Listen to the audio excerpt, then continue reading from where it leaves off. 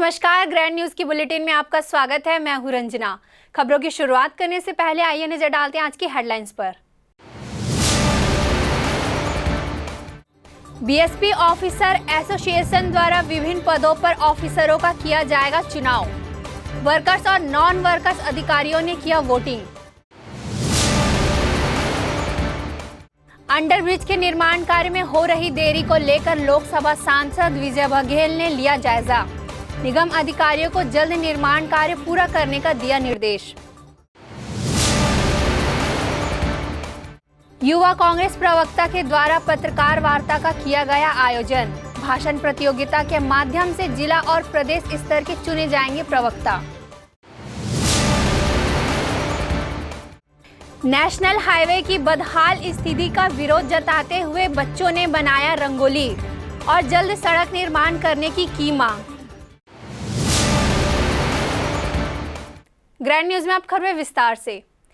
भिलाई इस्पात संयंत्र में ऑफिसर एसोसिएशन का चुनाव किया जा रहा है, जिसमें 2464 अफसरों का कमान किसके हाथों में होगा उसका फैसला 24 सितंबर को रात 11 बजे तक हो जाएगा। कोरोना की गाइडलाइन को पालन करते हुए ऑफिसर एसोसिएशन का चुनाव किया जा रहा है। बीएसपी ऑफिसर एसोसिएशन का अध्यक्ष, महासचिव और कोषाध्यक्ष पदों के लिए मतदान सुबह से ही जारी है, जिसमें वर्क्स और नॉन वर्क्स दोनों ही क्षेत्र अधिकारी वोटिंग करेंगे। इस चुनाव में एक पैनल बनाकर अधिकारी चुनाव लड़ रहे हैं। वहीं दूसरी ओर कुछ स्वतंत्र उम्मीदवार चुनावी समर में मौजूद हैं। बीएसपी ऑफिसर एसोसिएशन के अध्यक्ष पद के लिए सीधी टक्कर सेफी चेयरमैन एनके बंछोर और डॉक्टर कौशलेन ठाकुर के मध्य है। वही बीएसपी के चुनाव में और इस बार चुनाव में, क्योंकि कोरोना काल में ये चुनाव मार्च में स्थगित हुआ और पुनः आज हो रहा है, और अधिकारियों में अच्छा उत्साह इसलिए भी कि अधिकारी संघ की अपनी एक अलग पहचान है जिला इस्पात संयंत्र में, और इसके लिए आज जो चुनाव हो रहा है उस पर सब अपने अपने मुद्दों को लेकर, अपने कार्यों को लेकर इस चुनाव के बीच में है।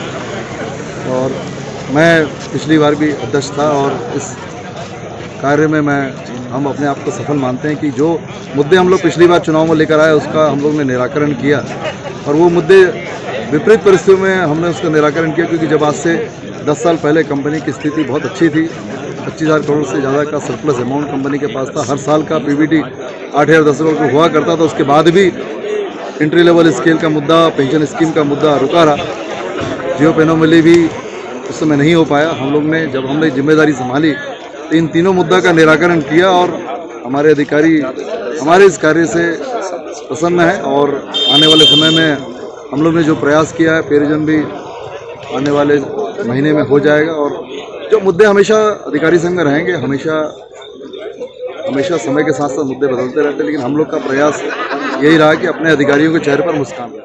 महासचिव पद के लिए त्रिकोणीय मुकाबला है। कौशल देश के लिए 2 उम्मीदवार हैं।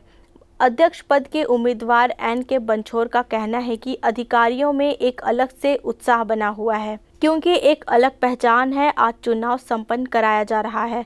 मैं पूरा आश्वस्त हूं कि फिर से इस बार मैं ही अध्यक्ष बनूंगा। ग्रैंड न्यूज़ के लिए कैमरामैन हर्ष सोनी के साथ अतुल शर्मा की रिपोर्ट।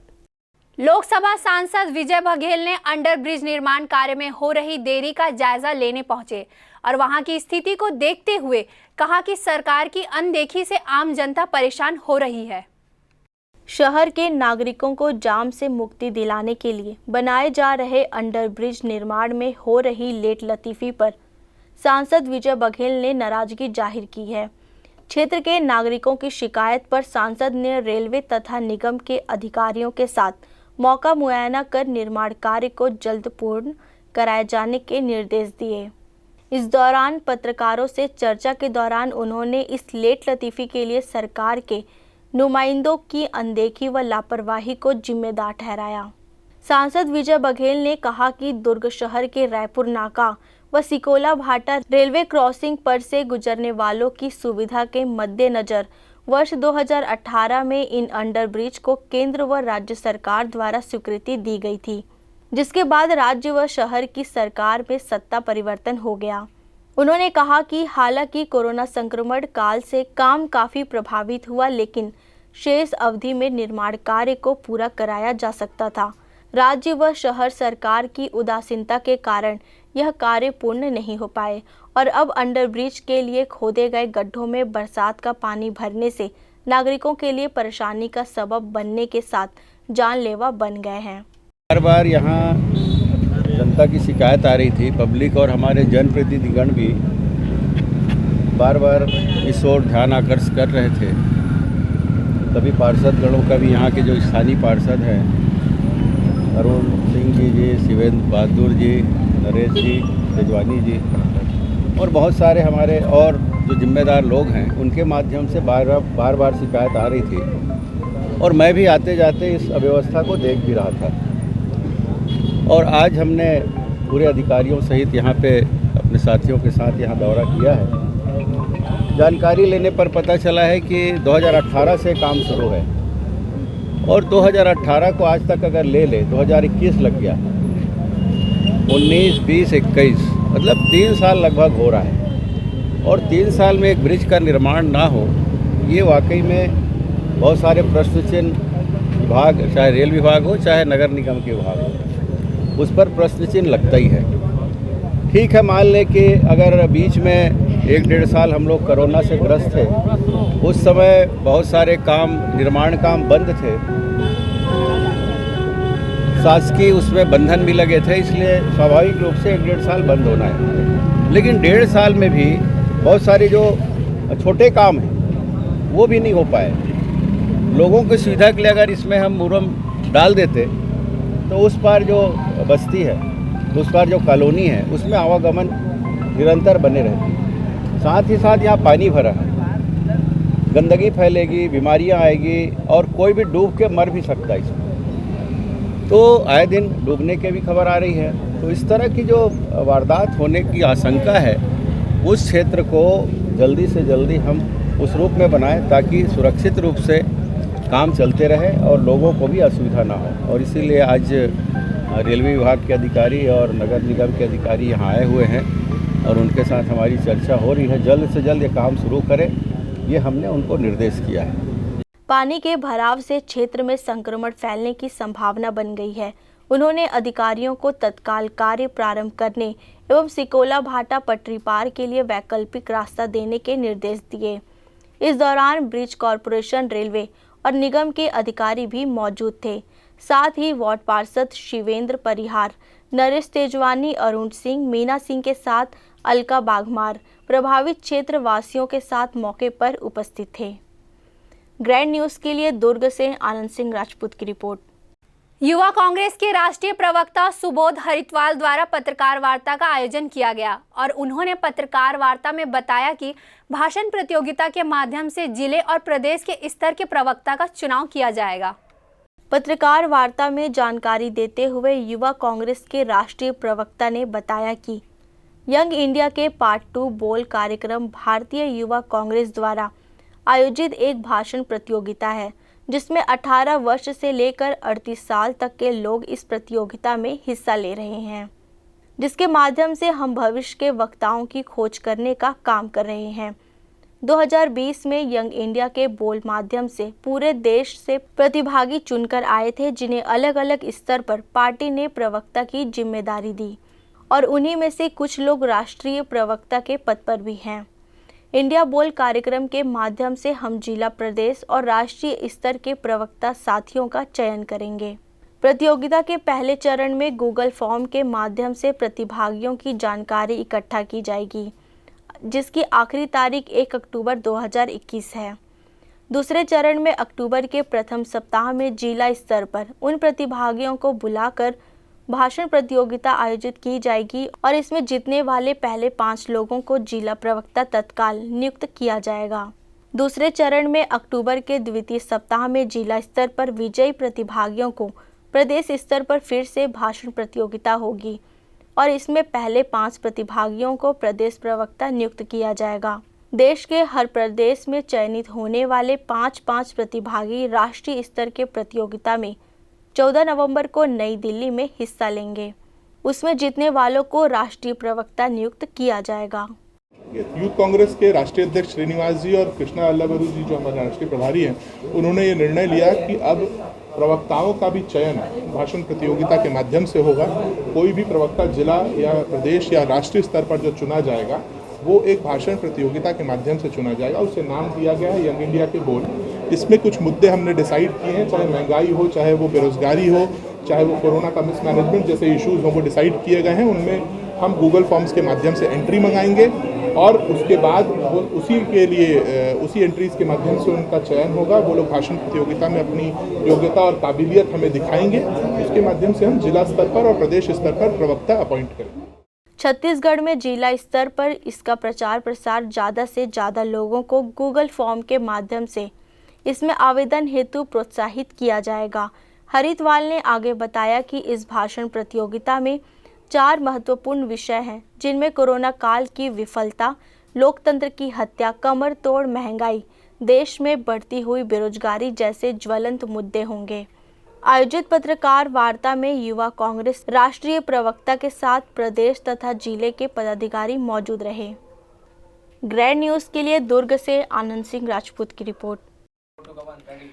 दुर्ग से रायपुर के बीच इन दिनों सड़कों का हाल बेहाल हो गया है। ओवरब्रिज से लेकर 4 लेन पर जगह जगह खतरनाक गड्ढे हो गए हैं।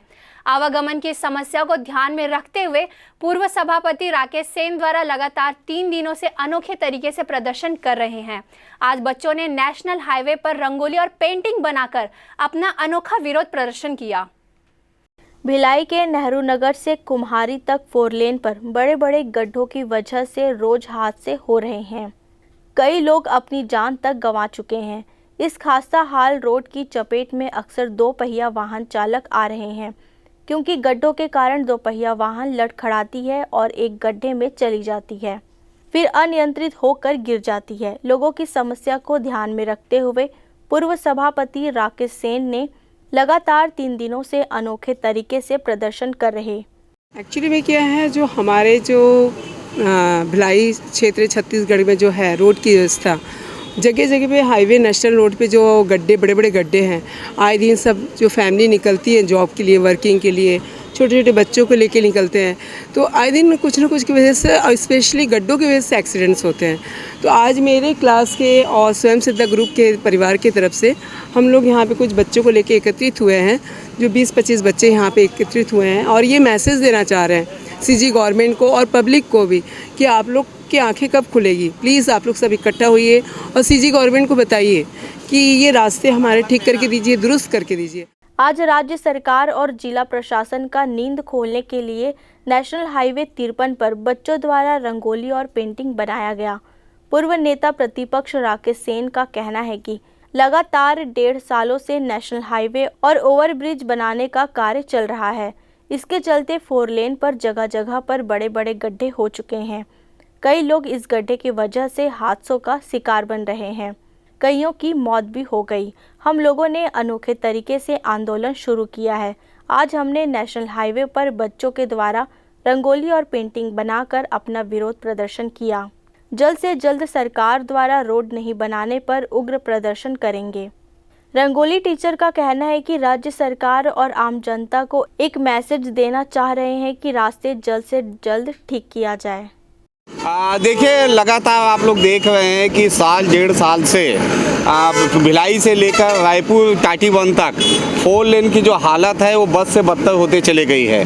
जगह जगह आपको गड्ढे मिलेंगे, आवागमन में भी बहुत परेशानी हो रही है, और इससे ज़्यादा तो ये है कि कई भिलाई वासियों को, कई रायपुर वासियों को, इस प्रदेश के लोगों को अपनी जान गंवानी पड़ी है इस 4 लेन के गड्ढों से। और साथ में हर दिन प्रतिदिन कई दुर्घटना हो रही, जिसमें कई लोग घायल हो चुके हैं, उनके पास इलाज के लिए भी पैसा नहीं है। लेकिन हमें ये बात समझ नहीं आई कि इन 1.5 वर्षों में, जबकि साफ साफ स्पष्ट है कि अगर आप फ्लाईओवर का निर्माण करेंगे तो एग्रीमेंट में इस बात का उल्लेख है कि आपको सर्विस रोड जो है सबसे पहले तैयार करना है। लेकिन जो निर्माता कंपनी है उन्होंने कहीं ना कहीं लापरवाही दिखाई है, और इनके साथ मिल के नेशनल हाईवे के अधिकारी, राज्य शासन के अधिकारी और साथ में जिला प्रशासन के अधिकारियों की मिली भगत से ये हमको गड्ढों का सामना करना पड़ रहा है। इन लोग का मांग शांतिपूर्वक, सद्भावनापूर्वक, और अभी बारिश में 15 दिन लगातार सुबह शाम बेटाइम बारिश हो रही थी। उस बारिश के कारण रोड की स्थिति बहुत जर्जर हो गई थी, और सुधार कर करके सुधार किया जाता था, फिर 2 दिन में ज्यों के त्यों बारिश होने से हो जा रहा था। अब सारे रोड बनने के और प्रशासन ने सारे रोड का सही ढंग से रख रखाव करने के निर्देश दिए हैं। तहसीलदार योगेंद्र वर्मा का कहना है कि लगातार हो रही बारिश के चलते नेशनल हाईवे पर जगह जगह गड्ढे हो गए हैं। सुधार किया जा रहा है, लेकिन बारिश की वजह से स्थिति जस की तस बनी हुई है। जिला प्रशासन द्वारा नेशनल हाईवे रखरखाव के लिए निर्देश दिए हैं, जल्दी सही हो जाएगा। ग्रैंड न्यूज़ के लिए अतुल शर्मा की रिपोर्ट। संतोषी पारा गौरव पथ मार्ग पर अज्ञात वाहन चालक ने गौ माता को जोरदार ठोकर मारा, जिससे गौ माता गंभीर रूप से घायल हो गई। आसपास से गुजर रहे राहगीरों ने तुरंत गौ माता का उपचार करवाया। खून से सनी हुई सड़क आपका दिल दहला सकती है, परंतु यह किसी इंसान का खून नहीं, यह खून है एक गौ माता का, जिसे अज्ञात वाहन चालक ने ऐसी ठोकर मारी कि इसके चारों पैर के खून निकल गए और सड़क पर चारों तरफ खून ही खून नजर आने लगा। भला हो उन क्षेत्रवासियों का जिन्होंने अपने प्रयासों से इस घायल गौ माता को बचाने का प्रयास किया। गौ माता के घायल होने के बाद वहां से गुजर रहे एक पशु चिकित्सक डॉक्टर अजय ने स्वयं रुककर बुरी तरह से घायल गौ माता का उपचार आम नागरिकों की मदद से करना प्रारंभ किया। इसी बीच गौ सेवकों को भी फोन के माध्यम से संपर्क कर जानकारी दे दी गई और वह भी तत्काल पहुंचने के प्रयास में जुट गए। यहाँ सवाल यह खड़ा होता है कि प्रदेश सरकार की रोका 6 का योजना आखिर कितना सफल हो पा रही है। एक तरफ नगर पालिक निगम भिलाई दावा करती है विवाह रोका 6 का अभियान को बखूबी अंजाम दे रही है, और जब भिलाई शहर के अंदरूनी हिस्सों की बात करें तो यह योजना बिल्कुल दिखावा मात्र साबित हो रही है। आज भी गाय दुर्घटनाग्रस्त हो रहे हैं और इसकी जिम्मेदारी लेने वाला कोई भी नहीं। नगर पालिक निगम भिलाई सिर्फ नेशनल हाईवे पर ही इस योजना को अंजाम देता रहता है और क्षेत्र के अंदरूनी हिस्सों में आम जनमानस का सफर करना काफ़ी मुश्किल होता है। कुछ हद तक वाहन चालकों को भी इस बात को ध्यान देना चाहिए कि जिस तरह वह खुद की जान को कीमती समझते हैं, उसी तरह इन बेजुबान जानवरों की जान का भी ख्याल रखना चाहिए। जैसे कि आप देख रहे हैं कि ये छावनी चौक के पास का मार्ग है और यहाँ बहुत ज़्यादा क्राउड नहीं होती है, हमेशा रोड खाली रहते हैं, एक की गाड़ी आती जाती है। इस मार्ग में एक गाय सोई हुई थी, जैसा कि हमेशा गाय बैठती है, और ये जानबूझ के किया गया कृत्य है कि चारों खुर के ऊपर से लेके गई गाड़ी। ये हमने देखा तो नहीं गाड़ी को, लेकिन आके देख रहे हैं चारों पूरा रास्ता खूना खून हो गया है। और आप देख सकते हैं कितना चौड़ा मार्ग है, क्या गाड़ी साइड से नहीं जा सकती थी।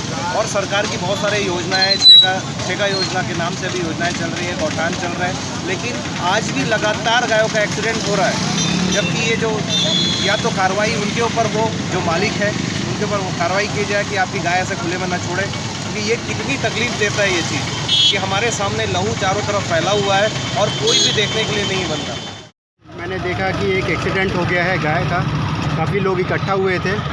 और बरसात के सीज़न में आमतौर पर ये देखा जाता है कि यहाँ पर गाय जो है रास्ते पर रहती है, उसको निगम के द्वारा उतना ध्यान नहीं दिया जाता, जिसके वजह से एक्सीडेंट होने के चांसेस बहुत ज़्यादा बढ़ जाते हैं। और हाल ही में इसका उदाहरण जो है यहाँ पर देखने को मिल रहा है। और एक गाय जो है एक्सीडेंट हो गई है, वो काफ़ी मतलब दर्द अवस्था में है, जिसका मैं अभी जा रहा था, तो मैं अभी फ़िलहाल अभी ट्रीटमेंट करूँगा अभी, और ये गाय की जान बच जाए। और निगम से मैं यही अनुरोध करूँगा कि इस तरह की व्यवस्था जो गाय जो है रोड में खड़ी है, उसका वो बिल्कुल एक सही ढंग से इनका सही जगह पर इनको पहुँचाए। आज भी नगर पालिक निगम भिलाई क्षेत्र के अंदरूनी हिस्सों में आम जनमानस का आवागमन करना खासी दिक्कतें पैदा कर रहा है, क्योंकि हर चौक चौराहे और आम रास्तों पर रात ढलते ही गौवंश का कब्जा हो जाता है और उस पर पूरी कसर क्षेत्र की सड़कों पर लगी बंद लाइटें पूरी कर देती है।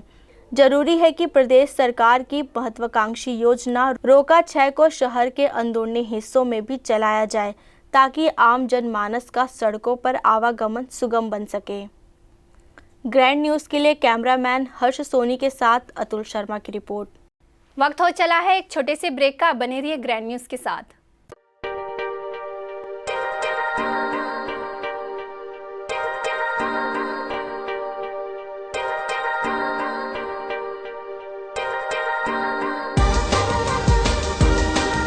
Relationships are forever.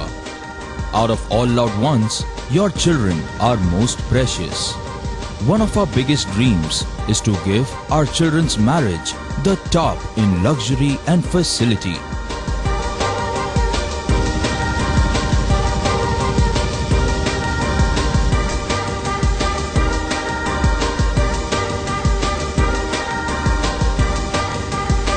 In today's busy life, you cannot afford to take time out for everything to be perfect for your marriage. And you cannot compromise on quality of service for your guests. Our customized marriage packages are made just according to your wish. This presentation will acquaint you with the different luxury packed marriage packages available. This package has an elaborate menu with 60 mouth-watering items. Bharat Swagat including welcome drink, snacks and sweets. A breathtakingly decorated welcome gate and the arena decorated with flowers. To give you the best colors in view, we organize special light effects for all areas. We take care of decorating the groom's car to its best attire and exclusive DJ beats for extreme fun and valet parking to make your guests feel like an emperor. Our exclusive add-ons give you unlimited freedom to customize your ceremony to its best. Celebration safari Barnawapara wildlife sanctuary में स्थित खूबसूरत cottage and rooms, Bastar art से सुसज्जित शानदार cottage, सर्व सुविधा युक्त rooms, bathtub युक्त बाथरूम, स्विमिंग पूल, बच्चों के खेलने के लिए पार्क, खान पान की व्यवस्था, प्रोफेशनल सर्विस, सेंचुरी घुमाने के लिए वाहन की व्यवस्था। सेलिब्रेशन सफारी बारनावा पारा। For booking and more details contact 9422550702। मैं जब अपने बालों को कोम करती थी तो मेरे काफ़ी ज़्यादा बाल कोम्बिंग से टूट जाते थे और सीजनल चेंजेस की वजह से डैंड्रफ भी होता था। फैमिली में भी कुछ लोगों को ये प्रॉब्लम थी। तब मुझे मेरी फ्रेंड ने वास्तु गुरुजी हेयर ऑयल सजेस्ट किया, जिसके सिर्फ 2 यूजेस बाद ही मुझे ऐसा लगा जैसे मेरी स्कैल्प क्लीन महसूस हो रही है और सिर्फ 4 वॉशेस बाद ही मेरी हेयर फॉल और डैंड्रफ की प्रॉब्लम ऑलमोस्ट जड़ से खत्म हो गई। और इस ऑयल की सबसे अच्छी बात यह है कि ये होममेड है और उससे भी अच्छी बात यह है कि ये वर्क करता है।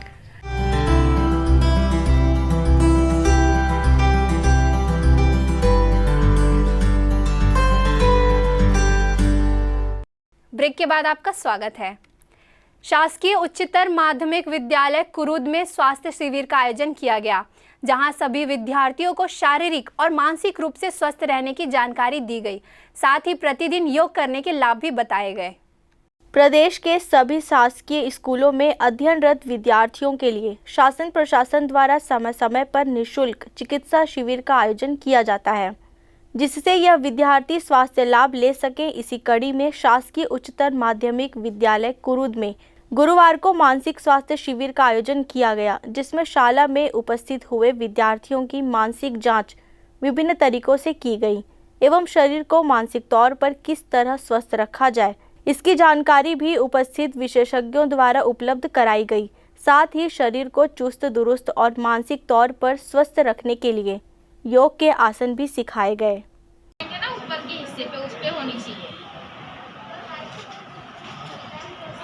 शासकीय उच्चतर माध्यमिक विद्यालय कुरूद की प्राचार्य सुश्री एवी मिसर के प्रयासों से विद्यालय में शिक्षा ग्रहण करने वाले विद्यार्थियों का शारीरिक एवं मानसिक विकास काफ़ी बेहतर हो रहा है। गुरुवार को लगाए गए मानसिक स्वास्थ्य शिविर एवं एक दिन पूर्व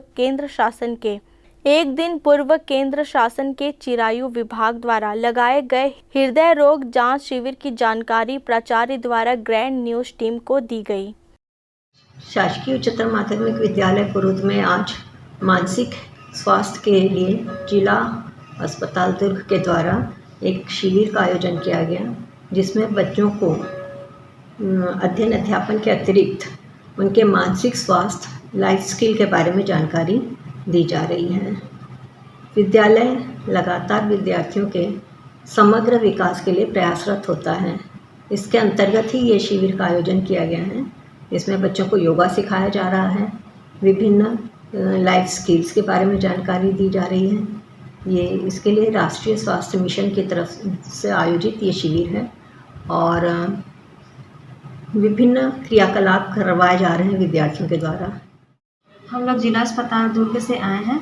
हम NMHP के अंदर हम लोग काम करते हैं मनोरोग विभाग से। तो उसमें बहुत सारे अचीवमेंट होते हैं, जैसे कि लाइफ स्किल ट्रेनिंग है, सोसाइटी प्रिवेंशन है, स्ट्रेस मैनेजमेंट है। ये सब प्रोग्राम हम लोग को करना पड़ता है। लाइफ स्किल ट्रेनिंग जो है मनोरोग विभाग से है। हम लोग मनोरोग विभाग से आते हैं तो ये ज़्यादातर स्कूलों में होता है। बच्चे लोग को इनके बारे में बताते हैं मनोरोग के बारे में, ताकि वो मनोरोग के बारे में जान सके और अपनी जान पहचान, अपने फ्रेंड सर्कल जो भी है उनको ये बात बता सके और जिनको परेशानी होता है उनको अपने हॉस्पिटल में मैडम डॉक्टर आकांक्षा गुप्ता दानी बैठती है, उनको जाके दिखा सकते हैं। दवाई देती है और कमरा नंबर 9 है। विद्या ग्रहण करने वाले विद्यार्थियों का शारीरिक एवं मानसिक तौर पर स्वस्थ होना काफ़ी आवश्यक है, जिससे देश की नींव कहे जाने वाले यह विद्यार्थी बिना किसी बाधा के ज्ञान अर्जित कर पक्की नींव साबित हो सकें। ग्रैंड न्यूज़ के लिए कैमरामैन हर्ष सोनी के साथ अतुल शर्मा की रिपोर्ट। बालोद जिले के डोंडी ब्लॉक में अधूरे बांध को पूरा कराने की मांग को लेकर अनिश्चितकालीन धरने पर बैठे किसानों ने धरना को समाप्त किया। प्रशासन की प्रतिनिधि मंडल की टीम ने 31 जनवरी 2022 के बाद अधूरे बांध का निर्माण कार्य प्रारंभ करने का आश्वासन दिया। बतला दें कि लगभग 1980 के दशक में अकाल पड़ने के दौरान ग्रामीणों को रोजगार देने के मकसद से डोंडी ब्लॉक के ग्राम कुसुम टोला में चिरकन बांध का निर्माण कार्य प्रारंभ किया गया था, जो 1 साल बाद बंद हो गया। वहीं छत्तीसगढ़ में भाजपा सरकार के दौरान 2015 में 3 करोड़ 77 लाख की प्रशासनिक स्वीकृति मिला, लेकिन बांध का कुछ हिस्सा फॉरेस्ट लैंड में आने के कारण फॉरेस्ट विभाग से क्लियरेंस नहीं मिल पाया, जिसके कारण बांध का कार्य आज तक अधूरा पड़ा है। बहरहाल यह देखना होगा कि शासन प्रशासन 31 जनवरी के बाद क्या बांध का पुनः निर्माण कार्य प्रारंभ कर पाता है या नहीं। Bureau report, grand news. Instagram पर भगवान श्री राम पर अभद्र टिप्पणी करने के मामले में हिंदू संगठन के लोगों ने आरोपी के खिलाफ कोतवाली थाने में शिकायत दर्ज की, जिसके बाद आरोपी को पुलिस ने हिरासत में लिया। इंस्टाग्राम पर मर्यादा पुरुषोत्तम भगवान श्री रामचंद्र जी पर अभद्र टिप्पणी करने का एक मामला गरमाया हुआ है। इस मामले को लेकर हिंदू संगठनों के द्वारा कोतवाली थाने में आरोपी के खिलाफ शिकायत की गई और तत्काल कार्रवाई करते हुए पुलिस ने आरोपी को हिरासत में ले लिया है। इस पूरे मामले में बजरंग दल के दुर्ग संभागीय प्रमुख अरुण गुप्ता ने कहा कि हसनैन सोलंकी नाम के एक युवक के द्वारा भगवान राम पर अशोभनीय और अभद्र टिप्पणी की गई है। अरुण गुप्ता ने कहा कि देवी देवताओं पर अभद्र टिप्पणी बर्दाश्त नहीं की जाएगी। वहीं कोतवाली थाने के डीएसपी वीरेंद्र चतुर्वेदी ने कहा कि इस मामले में आरोपी को हिरासत में ले लिया गया है। कल रात के इंस्टाग्राम में हसनैन सोलंकी नाम के एक लड़का है, उसने भगवान राम पे बहुत गंदा और अभद्र टिप्पणी किया, बहुत गंदी गाली का प्रयोग किया भगवान राम के लिए। अब कल रात के जैसी जानकारी हुई इंस्टाग्राम के माध्यम से, तो हमने का ज्ञापन रात के दिया था सिटी कोतवाली में उसके खिलाफ कार्रवाई करने के लिए, मगर रात तक कोई उसकी गिरफ्तारी नहीं हुई, कार्रवाई नहीं हुई, जिसको लेके हिंदू समाज में बहुत ज़्यादा आक्रोश था और सारे लोग आंदोलित थे कि इतना हमारे आराध्य, जिसको हम अपना जान आधार प्राण मानते भगवान राम, हमारे आराध्य के संबंध में बहुत अश्लील गाली का प्रयोग उसने किया था और कार्रवाई नहीं, जिससे हिंदू समाज में राजनांदगांव के बहुत ज़्यादा आक्रोश था। उस आक्रोश के परिप्रेक्ष्य में सब दक्षिण मुखी हनुमान मंदिर में सब हिंदू समाज एकत्र हुआ और एकत्र होकर अपना विरोध प्रदर्शन किया, जिसके पश्चात उस हसनैन सोलंकी नाम के जो लड़का है उसकी गिरफ्तारी हुई है और जो भी वैधानिक कार्रवाई है सिटी कोतवाली द्वारा किया गया है उस कार्रवाई से हम संतुष्ट हैं, इसलिए अपना आंदोलन हमने अभी स्थगित कर दिया है और हम क्या नाम से सिटी कोतवाली को धन्यवाद देते कि उन्होंने हिंदू समाज की और हिंदू जनता की भावनाओं को समझते हुए त्वरित कार्रवाई करके उसकी गिरफ्तारी किया है। इसलिए आज सब ये आंदोलन राजनांदगांव शहर में हुआ है और हम इस मीडिया के माध्यम से बताना चाहते हैं कि हिंदू समाज बहुत शांत और सहिष्णु समाज है। कल रात में वो एक इंस्टाग्राम ग्रुप में हसनैन सोलंकी के द्वारा भगवान श्री राम के विरुद्ध में कुछ अभद्र टिप्पणियां कर दी गई थी, जिस संबंध में बजरंग दल, विश्व हिंदू परिषद एवं हिंदू संगठनों के द्वारा ज्ञापन सौंपा गया था उसमें अपराध पंजीबद्ध करने के लिए, जिसमें अपराध पंजीबद्ध किया जाकर आरोपी को हिरासत में ले लिया गया। आरोपी की तत्काल गिरफ्तारी की मांग को लेकर विभिन्न हिंदू संगठन एकत्रित हुए और कोतवाली थाने पहुंचे। मामले की गंभीरता को समझते हुए पुलिस ने भी तत्काल कार्रवाई की और आरोपी को गिरफ्तार कर लिया। हिंदू संगठन से जुड़े लोगों ने गुड़ाखू लाइन स्थित आरोपी के निवास के सामने पहुंचकर जय श्री राम के नारे लगाए, जिससे गहमा गहमी की स्थिति निर्मित होती रही। कानून व्यवस्था के लिहाज से पुलिस ने जवानों को तैनात भी किया हुआ है। सोशल नेटवर्किंग साइट पर देवी देवताओं, जाति, धर्म, नस्ल भेद, भाषा पर आपत्तिजनक पोस्ट किए जाने का मामला लगातार सामने आता है, लेकिन कड़ी कार्रवाई के अभाव में इस तरह के कृत्य करने वालों को सबक नहीं मिल पाती और सभी जाति धर्म के खिलाफ होने वाली टिप्पणी के चलते सांप्रदायिक दंगे भी भड़कने का अंदेशा रहता है। Bureau report, grand news. 16 सितंबर को तेज बारिश और हवा के कारण कच्चा मकान गिरने से दादी और पोती की मौत हो गई। मृतक परिजनों को सांसदीय सचिव गुरुदयाल सिंह बंजारे ने 4 लाख रुपए का चेक दिया। आपको बता दें कि घटना मारो पुलिस चौकी के निकट खेड़ा गांव की है, जहां तेज बारिश की वजह से 16 सितंबर को रात एक कच्चा मकान भराभर गिर गया, जिसमें मकान अंदर सोई दादी धनैया बाई यादव 70 वर्ष एवं पोती कुमारी ईश्वरी यादव 20 वर्ष की मौत हो गई। मृतक के परिवार को संसदीय सचिव गुरुदयाल सिंह बंजारे की पहल पर उसी दिन आरबीसी के तहत 4 लाख का चेक प्रदान किया गया था। संसदीय सचिव के साथ जितेंद्र साहू प्रदेश महामंत्री कांग्रेस कमेटी, बंसी पटेल अध्यक्ष जिला कांग्रेस कमेटी, तिलक घोष अध्यक्ष नगर पंचायत नवागढ़, देवेंद्र साहू विधायक प्रतिनिधि, भूषण राजपूत सरपंच प्रतिनिधि, ग्राम पंचायत खेड़ा सहित ग्रामीण और कार्यकर्ता उपस्थित रहे। Bureau report, grand news. Balod जिला स्थित इंडोर स्टेडियम में जिला युवा कांग्रेस के अध्यक्ष प्रशांत बागड़े द्वारा विधानसभा स्तरीय संकल्प शिविर का आयोजन किया गया। युवा कांग्रेस प्रदेश अध्यक्ष कोको पाढ़ी ने मीडिया से चर्चा करते हुए बतलाया कि 2023-24 में होने वाले विधानसभा चुनाव के मद्देनजर अखिल भारतीय कांग्रेस कमेटी व प्रदेश कांग्रेस कमेटी के निर्देशानुसार प्रदेश के सभी 90 विधानसभा में संकल्प शिविर आयोजित कर 1 बूथ 10 यूथ अभियान चलाने जा रहे, जिसकी आज बालोद से शुरुआत की गई है।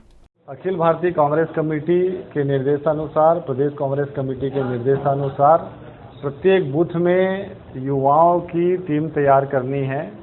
उसके लिए युवा कांग्रेस ने प्रदेश भर में एक अभियान चलाया है, जिसका नाम 1 बूथ 10 यूथ है और इसकी शुरुआत संकल्प शिविर के नाम से बालोद विधानसभा से की गई है और पूरे 90 विधानसभा में ऐसे संकल्प शिविर आयोजित किए जाने हैं, ताकि छत्तीसगढ़ के अंदर कांग्रेस पार्टी के युवा साथी, सभी बूथ के युवा साथी कांग्रेस पार्टी के विचारधाराओं से, कांग्रेस पार्टी के सरकार के जन कल्याणकारी योजनाओं से अवगत हों, उसका प्रचार प्रसार करें और कांग्रेस पार्टी से जुड़ें। हमारा उद्देश्य प्रत्येक बूथ में युवाओं की टीम तैयार करना है, जो पार्टी की विचारधारा से जुड़कर सरकार की जन कल्याणकारी योजनाओं से अवगत हो, उसका प्रचार प्रसार करें। Bureau report, grand news. Grand news की बुलेटिन में फिलहाल इतना ही। मुझे दीजिए इजाज़त। नमस्कार।